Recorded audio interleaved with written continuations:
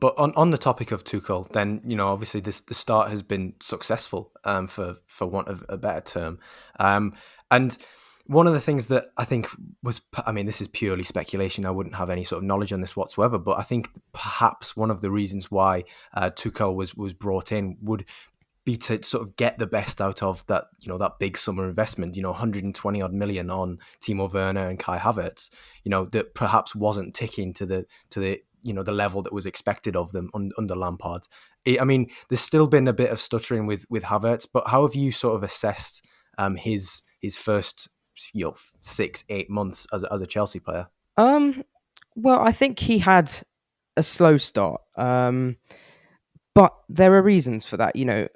This is quite obvious, but he was only 21. He's moving countries in the middle of a pandemic to a new league, to a new style of play, new teammates, at times a new position.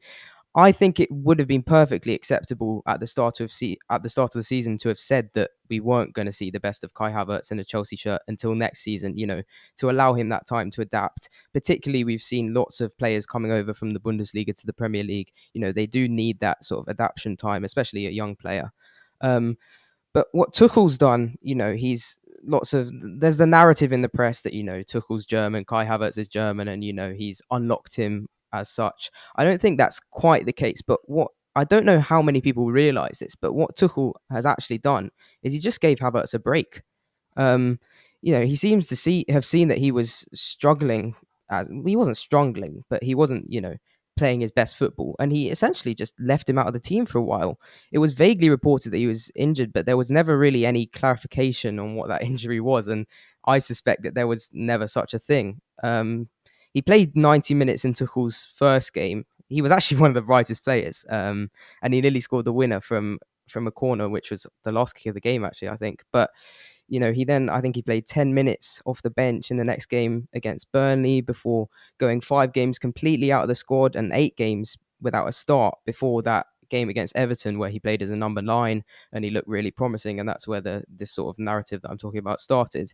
I actually said when Chelsea first signed him that I thought he'd be best in the Premier League, at least at first, as a sort of withdrawn number 9 in a front 2. And, that was also taking into account the other players that Chelsea have in the squad as well, because there are many potential strike partnerships in the squad. I thought it would be a squad very suited to a front 2. That didn't quite materialise, but where he's played in that game against Everton and also the following game against Leeds as a sort of, you might want to call it a stretch number 9 in a narrow front 3, is actually a very similar sort of role to a withdrawn number 9 in a front 2, with the 2, I guess you can call them wide number 10s, often coming in behind and then Havertz dropping deep or making late arriving runs into the box that we so often saw him do at Bayer Leverkusen as a number 10. And, against Everton, he looked excellent there.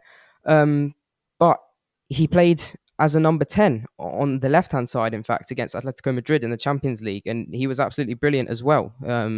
He's completely unplayable, really, in transition. He's got a really unique skill set, Havertz, where he's very tall and he's strong and he's also deceptively fast. But he's also really incredibly dexterous and silky, in fact.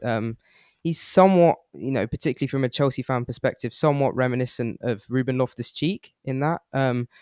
But he's also slightly different. The great thing about him is that he's really two-footed and he's got the ability to go sort of left or right on either side. So, with that unique skill set of being tall but also dexterous, he has a real unpredictability to go with that. And that, makes him a real nightmare to defend against.